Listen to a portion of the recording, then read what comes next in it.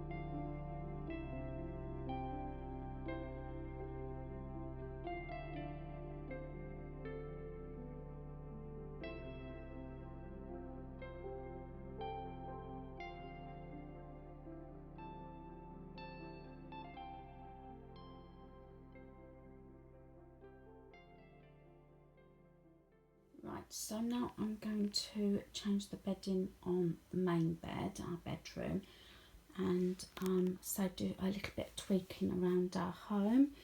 I did a lot of paint work in the hall yesterday, so I know the lights in the kitchen dining room need cleaning, so I might get that done also on my list for today.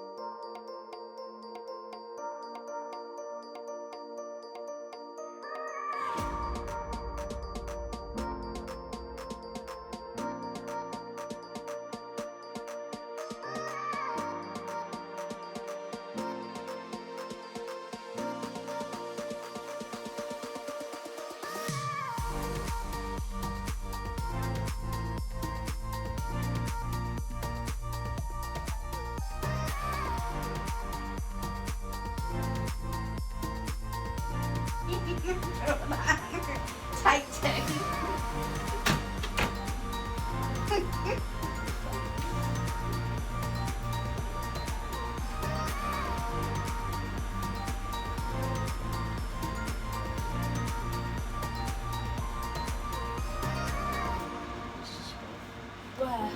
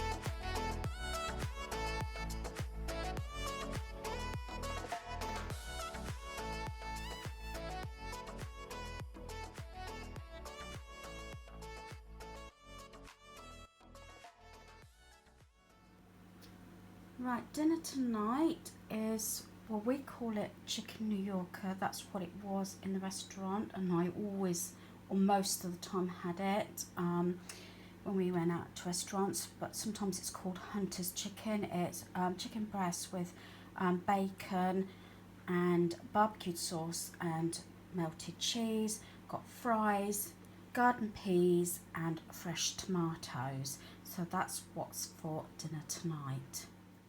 Right, so yeah, I have delayed getting the beds done tonight. Normally I would have done them during the day, but I got everything dry, washed, dried on the line, and then I decided to put the same bedding on, and I got all clean pyjamas for both me and hubby. Actually the same ones that we wore last night, but so they're all clean. So I'm going to put the same bedding on, this bedding, but while I'm doing this, I thought that I'll have maybe a little mini chat while I'm doing this, due to the fact that, yeah, it's getting late. We've had dinner, so we had chicken, still call it chicken New Yorker, but I think it can be called Hunter's chicken as well. It was something I used to always have when we went out to a restaurant, if it was on the menu. So yeah, I got my lights done in the kitchen and dining room. I had to wait till somebody was home before I could do it. Just the fact that I used steps to get up and do the lights. Yeah, to a certain extent, I have to do certain things when a family member is around. Yes, they could have done it for me, but I said, no, it's okay. I'll do it. Just be on hand, you know. And I did finish watching Emma. It's in 4 parts for the season. I don't think they've made any more. I have never read the book, but enjoyed that. That was off of Netflix, so I've been watching that each afternoon. So I watched the last part today, and I've thoroughly enjoyed it. I've also watched Sense and Sensibility, is it?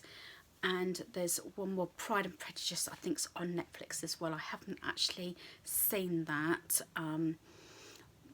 A lot of these are for Sense and Sensibility. The other 2 are like mini series. So yeah, I'm sort of working my way through them. I did watch this week as well The Healer. That was really good, off of Netflix. And there was another movie, I'm trying to remember what it was now. Winter's Tale, I thought it was. It's a fantasy, romantic, time travelling type movie. I actually bawled my eyes out in it. I did actually cry in it. I got quite emotional because there was some sad bits in it, but it was a really good story, a bit of a weepy one, especially if you tend to be sensitive like I am. Yeah, so yeah, I've been watching quite a few bits. I got a bit distracted reading my book. I did my 30 minutes tidy up and 10 item pickup and laundry, as you could see. I will have completed the beds and I've done the lights in the kitchen and dining room. So I've done what I wanted to do. But yes, I did finish watching Emma. So I watched some TV because obviously when the guys come home, I tend to let them take the lead on what we watch. Very often we watch the same thing. I think at the moment they're watching Black Panther from Disney. I think it is the Disney Plus. I have seen it a couple of times. I went to the cinema to see it with our son. So I've watched bits of it while I was having tea, but I want to get this bed done. So we'll get on now. So I hope you don't mind if I start talking. Yeah, I'm doing bits and pieces still in my kitchen, so I'm hoping to include that. I was hoping it would be this week. It may still be. I want to, as I said, start doing some painting very shortly. So that is on the cards as well. To try and get some of this painting done that I've been putting off. As I said, I do love clean bedding, and during the nicer months, sometimes I can do the bed 2 or 3 times in 1 week, if not more, depending on how hot it gets. Especially if you can take your bedding off, put it on the line, get it dry and put it back on. So I've decided I'm going to put this set back on. So I'm just coming round. So I was going to just fast forward this bit, but I fast forwarded doing our son's bed, but I thought this way I can have a bit of a natter at the same time. I hope everybody's keeping busy and keeping well. I didn't have the news on until the rest of the family came home. I don't tend to put it on when I'm on my own. They usually fill me in anyway. They've had the radio on or news or anything like that. Yes, I am here. But it was true that about 3 extra weeks of lockdown, which we was expecting anyway. So yeah. So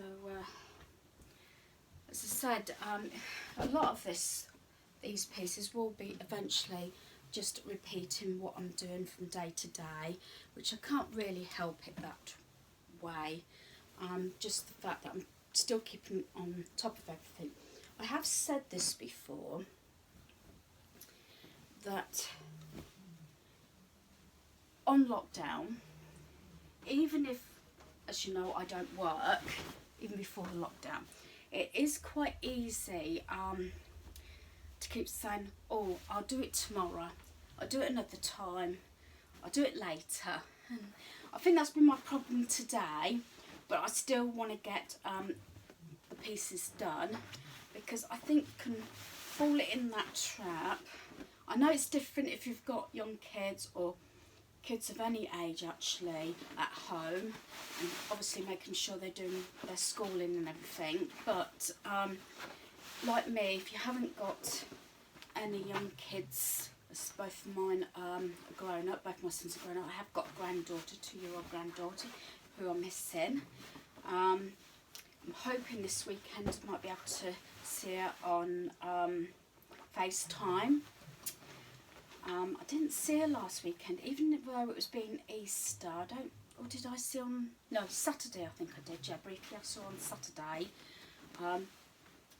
But yeah, and in case I get any remarks, there's certain things. I am on lockdown, hubby and my son are being as careful as they possibly can. And when I mentioned, and I think I did put it down in the description, when I've said like my son in the games room, so I'm a bit out of focus or whatever, about, you know, playing games with his mates, gaming time, I don't mean in person, I meant online. So at least he can keep, even though he's working, because he's working full time, he still can, you know, sort of chit chat and game and that sort of thing as he does with his mates. So there's still that. So still got that sort of connection. And where we can with relatives, we're keeping in contact on the phone, and ones that are able to FaceTime, things like that. So yeah, we're getting through it, as everybody has to, and I know a lot of people have got it more difficult than others. It's just sometimes I have concerns every time they go out the door and everything, and also they've now asked my hubby again to work Saturday. He hasn't made that decision yet. He said he'd let them know on Friday to see where he's going from there. It's okay, it's just that my son is working Saturday. Well, actually he's working Friday, which is supposed to be his day off. There's one person who's got holiday. I think they're finding it a strain now. And yeah, so he's working his day off, which is Friday. He's working Saturday this week. He would have been working Sunday, but Sunday now they're completely closed. So at least that's something. So at least now he knows he's got one day off for a week. As I said, and I keep mentioning this, they are not on National Health, but they are still obviously supporting behind the lines, one of them's keeping vehicles on the road, the others providing components to other businesses and everything in sheet metal and everything, to keep other businesses going, and also National Health and hospitals and that sort of thing. And I've said this a number of times, so there is that. But yeah, I still want to do crafting. I've got a lot of crafting pieces to do. It's just the fact that I have got a lot of other things I want to do, and dare I say it, I am getting roped into a lot of TV just recently, which is probably not a good idea. And I will actually acknowledge it, and sort of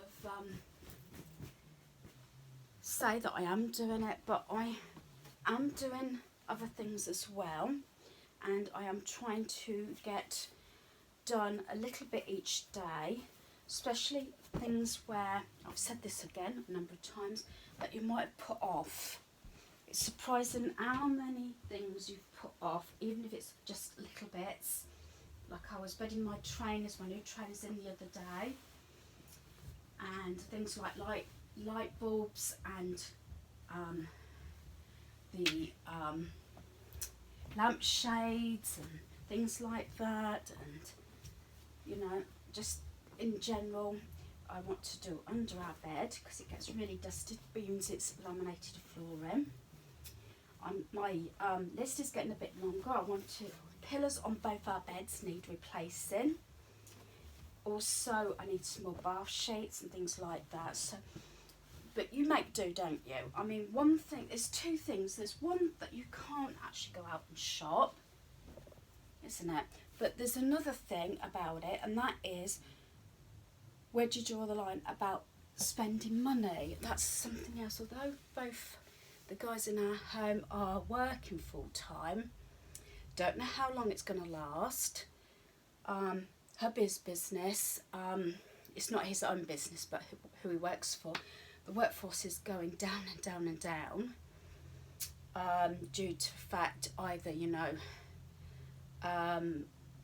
other members of their family have got cold, or they're on lockdown themselves, or whatever, you know, different reasons. My son was left at his business, his branch, and was waiting. The mobile guy stayed with him because he got no staff.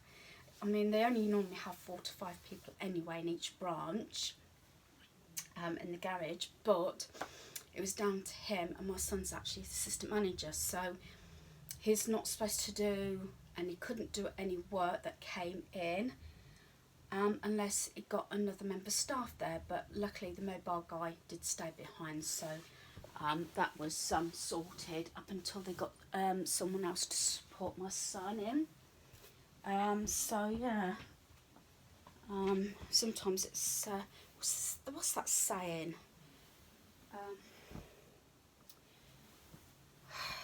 Oh, I can't remember what it is now. What is it? I'm sure you know the saying. Steal from Peter to help Paul, or something. Borrow from Peter to help Paul. You know, I don't know if you know the saying I'm on about. That's how it sort of seems to be, and like hubby, they're supposed to stay on their separate machines. They're constantly wiping them down and all around them and everything, and wearing masks and all the sort of gear. It's a catch-22. It's either too cold in their business or it's too hot, and especially with the extra gear they're having to wear as well. I must admit, I think, you know, you do get warm. So yeah, please comment down below what you're getting up to and what you're doing. As I said, I don't mind the housework. I am spacing it out more and more. Now it's another, well, we're expecting it another 3 weeks at the moment. It's just normally I would have done more housework probably in one go, or different things, because very often I will only have, maybe with not working, probably 1, maybe 2 days in a week, if that. Weekends is the biggest draw, because weekends we would normally be out and about visiting people, shopping, just generally going out, going for walks, with hubby being off usually at weekends. Or as this time of year we would normally be caravanning, so there is that as well. Yeah, it'd be interesting to know what will happen when we get back to as much as normal as we can after all this. We have put money aside, and we got money reimbursed for the 2 weekends we did have booked that have now been reimbursed. So we have got the money sitting in our account ready to use to go away, hopefully, whenever. Although by now we would have had weekends booked. We would be possibly, we were thinking originally going to Cornwall for 2 weeks, which would have been in May, which is only next month, but nothing's booked up. And most sites now are saying they're going to be locked down till June. So there is that. So I'm not sure when we go away, or whether it's going to just be long weekends this year. We'll have to see. But we normally away 2 weeks in May, followed by all the weekends when we usually go away every other weekend, and then we normally like to go away a week in September time. But say none of that looks like it's going to be happening. So we'll have to see. I have said to the guys about booking holiday for September, because I don't know how this is going to go. It's either going to be a mad rush for who's left or carried on, who's still got jobs, to book holiday, and then there might be a panic to get holiday in, or it might be a case that people are not going to be able to afford to go away. As I said, we have got some money saved up, although it won't be abroad or anything, obviously. We haven't been abroad now since 2004, when we last went to Benidorm in Spain. That was the last time we actually went abroad. Before that was 3 times to America. Before that was twice to Mallorca. So I haven't been abroad that much. It's been rather spaced out. But going abroad doesn't bother hubby. He doesn't mind flying. He doesn't like to sit still. It's like America and Mallorca, not in Spain, mind you, because we're actually in Benidorm, so you could walk everywhere. And the only time we took transport, because most of the transport was laid on for all the trips, was when we went to a theme park in Spain. And that was the only time we actually caught the public transport. So, but normally, like in America, three times, well, it's been 4, 3 times I've been, he's always hired vehicle, always driven. He doesn't like being a passenger. As now let me get something straight. I've lost my nerve in driving. I can drive. I've driven slightly, only very slowly on say camping parks and things like that, and occasionally I've got beyond the wheel. The last time I actually did motorway driving, and quite a distance, and I went as far as Bristol, was when 3 days before going to Cornwall, hubby hurt his back. And the kids were quite young at the time, still at school, both of them at the time. So it was either that or we lose our holidays. So I did get behind the wheel. He did take over at Bristol. But I did a majority of that driving, which didn't bother me. We were travelling through the night. We weren't towing the caravan at that stage. So it was quite easy driving. And yeah, so I haven't done any long distance driving now for ages. The main problem now is, we're going to do any distances, we're towing a caravan. I have done, we went to the Birmingham, to the caravan motorhome show, and there they signed me up for a free instruction on towing. They thought, I'm not sure if I told this story actually, I'm sure I did actually, coming to think of it, but here it is again. And they thought I would actually, you know, not go through with it, and it had crossed my mind not to. They asked what sort of instructors you want, because they had different age instructors, male, female, and I said I didn't mind. Just wanted someone who was, you know, patient, didn't mind me going too slow, because again, this is only about 3 years ago, I think, and so they signed me up. Didn't know whether I was going to go ahead with it, but I did. And yeah, I was a bit apprehensive. I chose the smallest caravan to tow, and I had this female, and she was, I'd like to say, on the older side, older than me. Very good instructor, and I sort of jumped the queue, and there was a couple of guys there that weren't very happy about it, and she put her hand up and she said a couple of reasons. She says, what size vehicle did you want to use, and what size caravan did you want to use? They wanted the bigger of both worlds, both vehicle and the caravan. I wanted the tiniest caravan and the smallest car that it would tow. So that's why I jumped the queue, which was probably just as well as I probably was said, put my hands up.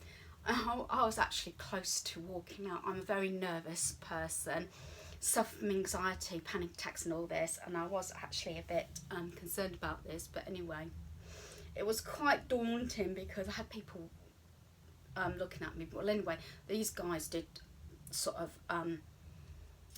quieten down, and actually both of them turned round to their partners and said, well, aren't you going to tow? And they said, no, I'm not towing.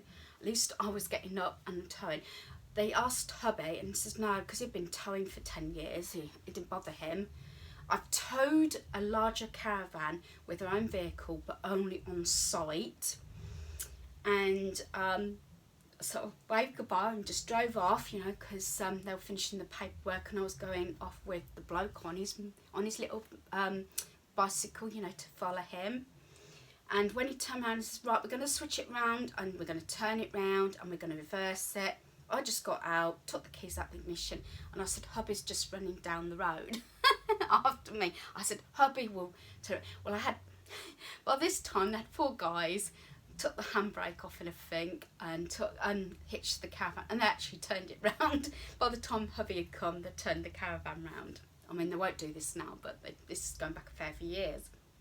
Now, going back to this towing business, at least I was getting behind the vehicle, and I must admit, I had kittens, and then I looked down and I said, this is automatic, isn't it? And she said, yes. Easy peasy. I said, I've never driven an automatic. I said, I keep wanting the gears. Well, anyway, I was very slow moving. She says, come on, you can put your foot down. Now, hubby had told me that he'd seen them, and they were in the car park, and they're just going around cones and then showing you how to reverse and everything. He said, it a doddle. I said, okay. And I thought, going through one lot of barriers. Then the barriers went up. The gatehouse had, moved us over because we had the learner on and everything. How'd you go? And I thought, we're going away from, the centre, what do you call it? The Birmingham Centre. It'll come to me in a minute, but I'm trying to get my story out before I sidetrack again. And I thought, where the hell are we going? I happened to say to the instructor, I said, don't mind me. And I kept trying to look at my rear mirror, and of course all I can see is that the caravan on the back, which kept throwing me in. Of course I wanted to try and keep changing gear, but it was all new and everything. And she says, oh, we'll just go along the motorway, we're just going out this way, we've got a couple of roundabouts, dual carriageway, quickly on the motorway and come back. I was like this, but I must admit, I thought, no, I've got to concentrate. I've got my eyes on the road. I'm like this, keep checking the mirrors, kept looking up and thinking, no, I can't use my rear view mirror because there's a caravan on the back, just force of habit. And I did it. And when we got back, I had to park the car and the caravan. So I was slowly inching behind this other car and caravan because it was a massive caravan. I think it was a 23 foot in front of me, and I was just slowly. She said, come on, you can go a bit closer, because we've got room. There was another car and caravan behind me, sort of coming into the queue. And I go slower and slower and slower. And I thought, oh crap. Sorry, didn't mean to say that, but I was going so slow, and in the end I just put the handbrake on. I was done. I just wanted to get out the vehicle and kiss the ground. And she said, I don't know what you were fretting about. You were excellent. She said, you're one of my best drivers. And I said, oh, thank you. And then there was all the salespeople, and there was hubby and my son. They were doing this. I thought, God, I'm so embarrassed. And the guy that moaned originally said to me, oh, how did you get on? I said, oh, fine. I said, I've just got to wait till my heart slows down now. But I said, yeah. I said, I wasn't expecting to go off grounds and go round roundabouts, dual carriageway, motorway. And the bloke just looked at me. He says, what? And I said, and explained. He says, I didn't. I stayed on in the car park. I said, oh, okay. Just shook me, shoulders. I don't know. I said, oh, yeah, okay. He says, oh, I was just made to go around cones. So I don't know. I don't know whether it was down to because admittedly she was talking to me before we drove off, asking me questions and everything, and I don't know whether it's down to the responses or that first few minutes behind the wheel. Maybe I was too cautious. I don't know. And maybe took things slow. I know the person in front of me was a bit heavy on the brakes. Luckily I was quite a distance away, so I didn't go into him. It was quite heavy on the brakes and everything. You have to allow, obviously, more time to brake, as I think I've said before, and especially when people cut you up or you're on the motorway or something, someone decides just to ram right in front of you, and then you're forced to put your foot on the brakes or pump the brakes, depending on how much time you've got, forgetting you've got a couple of tons on the back. Well, anyway, so that was one of my little stories. As I said, I have done a fair few things where I've tried to, sort of approach my fears. I've got a big phobia of heights. I think I was going to go into a lengthy video at some point about this, and I was 16 going on 17 at the time, and it was on the YTS, as I've brought up in one of my stories before. We went abseiling, climbed up a cliff and then abseiled back down, and I was shaken like a leaf. We had all the gear and everything, but for somebody, you rely on somebody at the top, somebody on the bottom. You've got your security ropes and everything, and all your gear on and everything. I don't know all the technical terms and everything. I did it, and someone called up. I think it was, if I remember right, it was the tutor. Called my name. Hey, Denise, turn round. And I remember leaning back, going like this while they took my photograph. So if I can ever find the picture, I will do, and things like that. So there has been a few things, and I said about Express Lifts Tower, that's still here in Northampton, where hubby used to work before the whole building got knocked down, except for the tower that was opened by the Queen, which I'm not sure how many feet it is up, and I did go up to the top, and I was like, I'm up here. And hubby says, aren't you going to look down? I said, no, I'm here. I'm going like this, and I thought, no, I'm up, let's go down again. Then I think it was Devon time, we went up, and I don't know the name of it now, a fair few years ago, some waterfall. And it took ages to get up to this waterfall. It had all like the steps and everything, and I was gripping up on the wooden banisters and things as you're going up. Got up to the top, and I was there up against the rock face. Hubby was taking a photograph. He says, look, Den, look at this, come on, Chucky Egg, look down. I said, no, I'm fine, I'm up here, I made it. He said, come on. I'm going again like this. He says, come on, I'm trying to push me, and I'm holding on to the cliff face sort of thing. So I was up there, and I kept saying to hubby, it took us all that time to get up there, and I said, can we go down now? Can we go down now? I've seen the waterfall, I'm at the top, let's go back down. Do you know what I mean? So yeah, there has been instances. I did freeze quite badly when we went to Polduck Mine. The kids was fairly young actually. What were they? About 4 and 7, I think. They were in front of me. Then it was good old mum, and then hubby was behind me. And you could take the easy route, but if the kids could do it, if a 4-year-old could do it, I didn't see any point. I mean, I don't know, rules change, health and safety change. I mean, we had all the gear on, the thick jackets, the helmets and everything, the little lights and everything. But then they came to this thing, and there was a queue behind us. Boys bounded down. It's like a very thin metal see-through type grating ladder type thing. or steps. It was more of like a ladder than steps, just going at an angle. And they were so thin, but you could see through the grating, that grating. And then I was there, my knuckles were white, and I'd only gone down about 3 or 4 steps, and hubby was behind me, says, come on, Den Den, come on, put one foot in front of the other. If a 4-year-old can do it, come on, don't show yourself up in front of the boys, come on, you can do it. And I thought, I can't even close my eyes, I've got to do it. And the way you go down is obviously facing, not going down like you would a ladder. So obviously you can see down there, and it was one stop, and I could hear a few people behind us. I know hubby turned around and said, can you shut it? He said, you get down there when you go. I had the instructor or the guide down with my sons, and still, could you keep an eye on my kids until I get down there? He said, no, they're fine.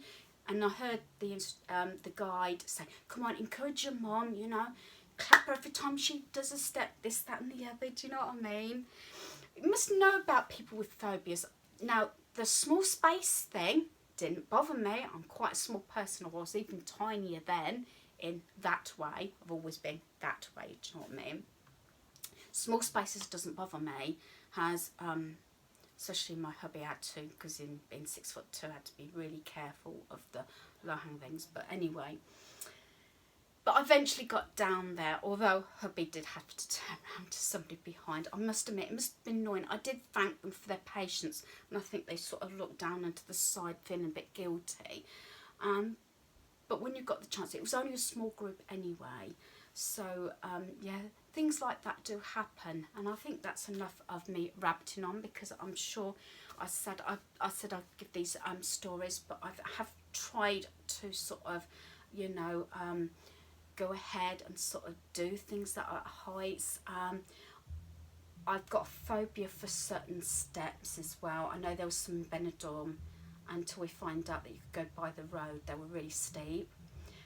Didn't like the steps. I think they're different now. In Apple at Milton Keynes, they were all, what I remember, see-through, just totally see-through glass, like thick glass, plasticky, whatever substance they were. You could see right through, and I wouldn't go upstairs. I think that's different now. I think they've, you know, covered them in a bit and things like that. But yeah, and I think that's enough storytelling for tonight. If you've happened to seen all this video, sorry about the rabbiting on, but I know some of you are quite interested in some of the storytelling. So I hope you've enjoyed this video. Thanks for watching. Stay safe. Good night.